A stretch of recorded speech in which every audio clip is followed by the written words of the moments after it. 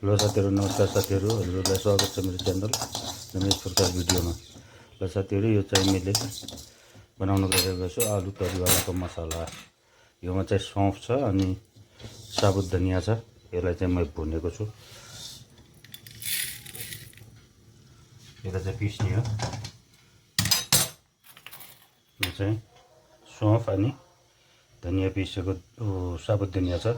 यसलाई पिस्ने हो ममदस्तामा। यो साथी आलु उबालेको आलु हो। यो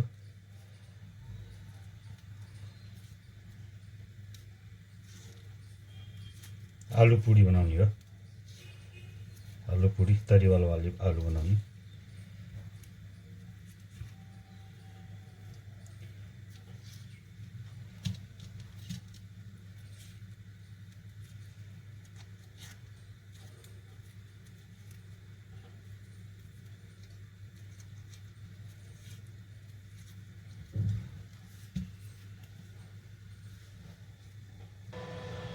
यो चाहिँ 4 टमाटर लिएको छु साथीहरू। यसले चाहिँ छिल्का चाहिँ उतार्ने यसको।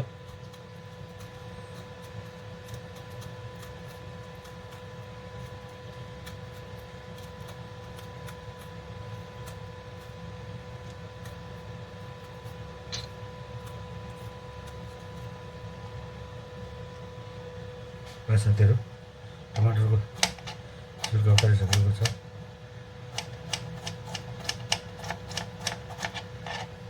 बरी काट्ने, यसलाई मसिनो पारेर काट्ने।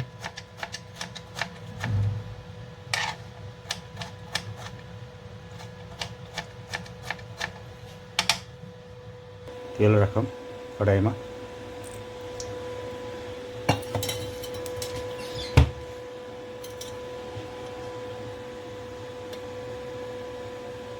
लगभग 100 ग्राम तेल छ।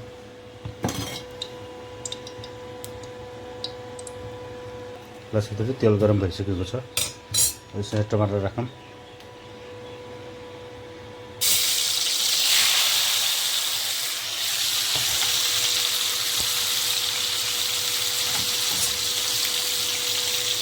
यसमा चाहिँ सौँफ अनि यो धनिया पिसेको थियो भुनेको, त्यसलाई हालिराख्ने।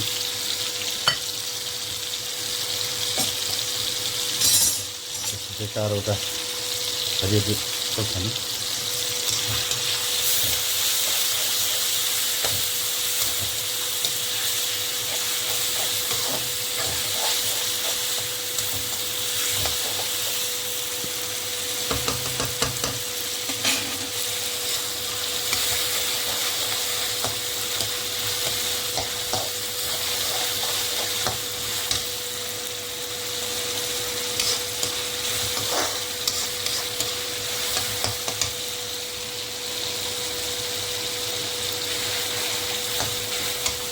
मस्त पाक्न दिनलाई। अब चाहिँ आलु काटौँ।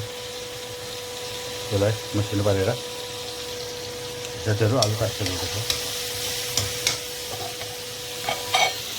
यो चाहिँ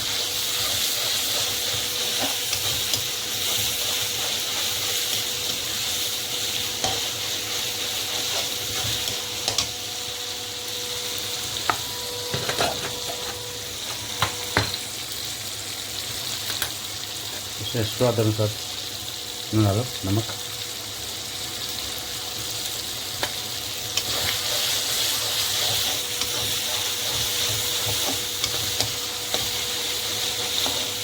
साथीहरू, कलर त्यतिकै आइसकेको छ। केही पनि अरू राखेको छैन। मसला त भनेको सौँफ अनि धनिया।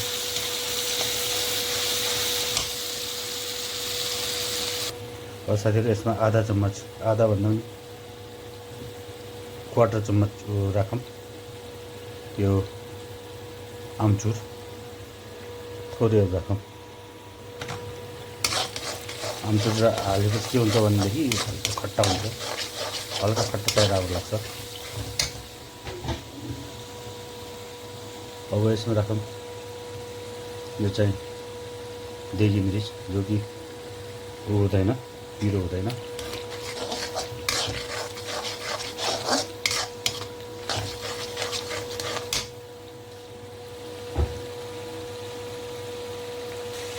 यसो चाहिँ कस्तुरी मेथी, मेथीको पत्ता सुकेको,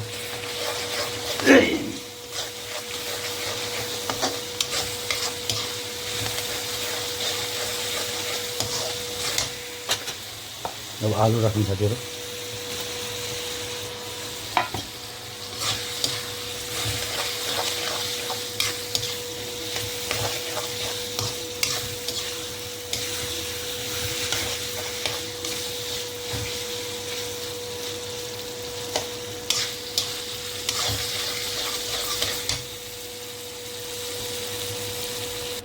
यसपछि लामा लामा काटेको अदुवा,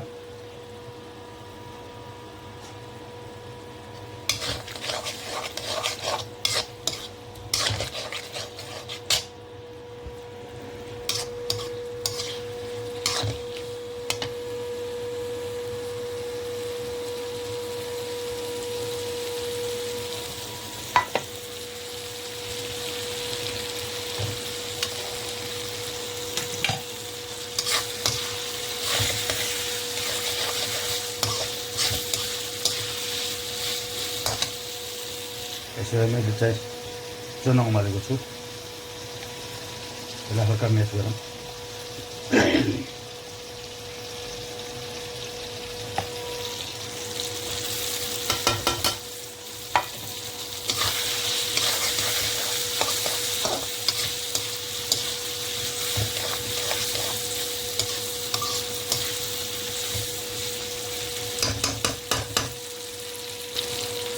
साथीहरू यसमा चाहिँ भुनिसकेको छु।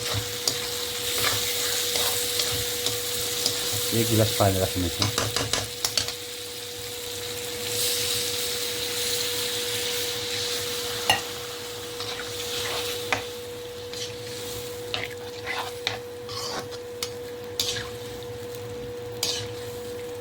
तयार छ साथीहरू।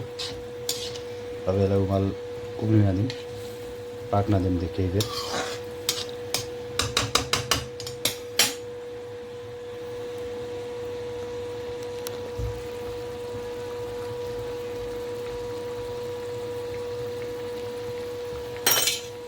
पाँच मिनटसम्म पाक्न दिउँ साथीहरूलाई, ढाकेर राखिदिउँ।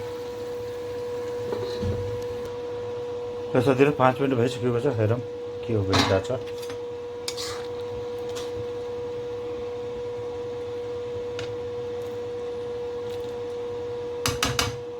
पातलो खानाले ठिकै छ, तर हल्का मदानीले हल्का पिसौँ ताकि यसको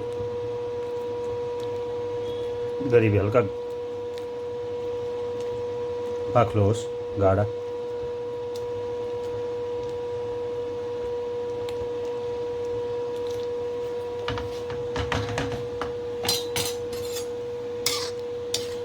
यस्तो भइरहेछ साथीहरू।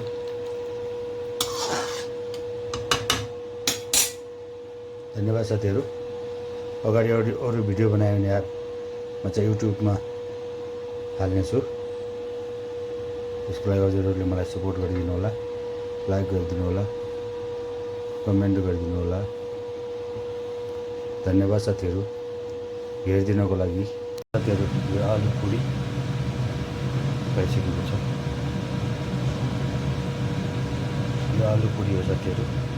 यो आलु बनाएको थियो त्यति बेला, त्यो चाहिँ पुरी चाहिँ यो र आलु। ओके साथीहरू।